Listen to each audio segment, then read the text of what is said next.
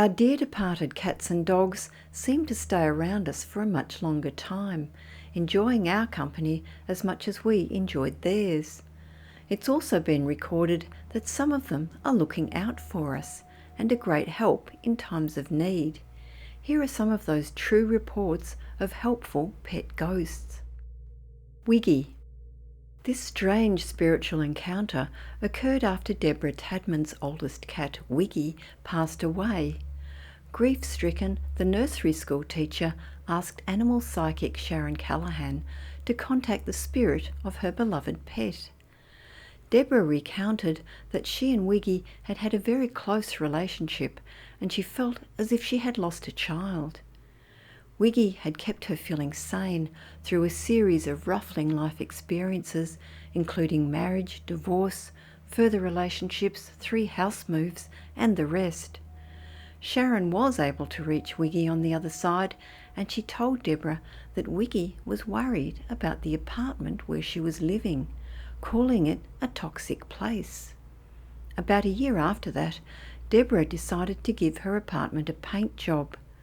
She discovered asbestos and highly toxic black mould in the walls and ceiling, while its aluminium wiring posed a grave danger of causing a fire.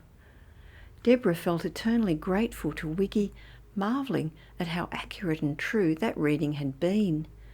There was no way that Sharon, the animal medium, could have guessed that the asbestos, mould and hazardous wiring were beneath her walls. Ghostly barking. The loyalty and courage of our canine companions seem to transfer to the afterlife. These true accounts of warning barking were collected by paranormal researchers Blundell and Bohr in 1983. They related that one night Norma Kresgel of New York was awakened by the barking of her collie dog named Corky. Norma and her husband had found Corky when he was a stray and bleeding from the neck.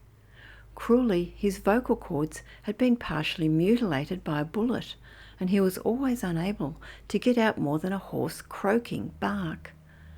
Corky went on to become their close companion for the next 7 years before passing away. 2 years after the sad event, Norma was awakened by Corky's distinctively raspy attempt at barking. Realising that she was listening to an impossible sound, Mrs. Kresgel finally got out of bed to investigate and found the hallway thick with suffocating black smoke. No sooner had she, her husband and landlord evacuated the building, it exploded in a mass of deadly flames.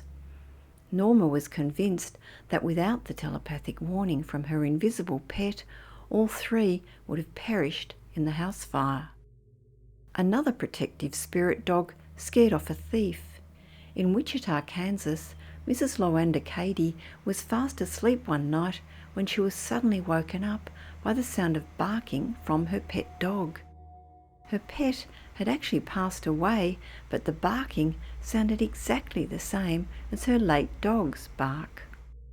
Cady quickly realised that the eerie disembodied yelping had driven off a thief who had been raiding her kitchen in the middle of the night.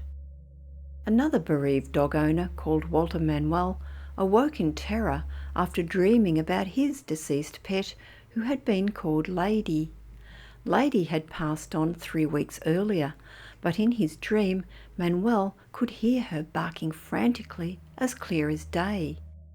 He jumped out of bed and rushed to his bedroom window to investigate if there was a problem anywhere around his Los Angeles home. He watched in horror as, just at that instant, his 2-year-old son, dressed in his pyjamas, toppled into their garden pool. Manuel quickly dashed from the house to the rescue of his son, dragging him safely from the water. Preston. The ethereal pooch who inhabits Nashville's Belmont Hillsborough neighbourhood is one of the most famous ghost dogs witnessed. The spirit is thought to be that of a good-hearted boxer called Preston, who has taken it upon himself to keep vigil over young trick-or-treaters every Halloween. Some witnesses have heard disembodied barking on Halloween night. Others have reported that if a child walks too slowly or stops in the middle of the road, an invisible dog will bump and nudge them along so they don't get hit by a car. An elderly woman who lived in the neighbourhood used to leave a dog biscuit for Preston out on her porch every Halloween night for many years. Yabba. Often our pets make a visit just to support us in our grief and reassure us that they are okay. The story of a dog called Yabba is one such pet haunting testimonial.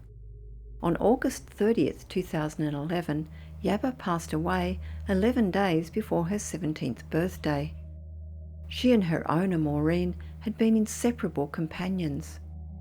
One night, Maureen woke up and discovered that her beloved friend had passed and felt devastated. Desperate and deeply grieving, Maureen started calling out to Yabba whilst taking photos, hoping she could get just one glimpse of the dog's spirit in one of her images. The second picture that she snapped did capture an image that looked like a dog. After taking the photo, Maureen created a memorial to Yabba with her toys, a rosary and a Jesus candle. She spoke to her beloved pet every day as if she was still there. Maureen later reported that one day she took out a ball and said, "Yabba, here's your ball, come on, let's play." The ball, which had been sitting still on the floor, moved. Then again it rolled, and Maureen felt something brush against her, even though she was alone. She believes that the movement was caused by the ghost of Yabba, letting her know all was well and that she was still with her owner in spirit. Maggie. On December 30th, 1993, Jan Price experienced a severe heart attack and had a near-death experience, or NDE. During her NDE, Jan found herself immersed in strange and misty surroundings when suddenly her beloved dog Maggie was with her. Maggie had passed away less than a month before.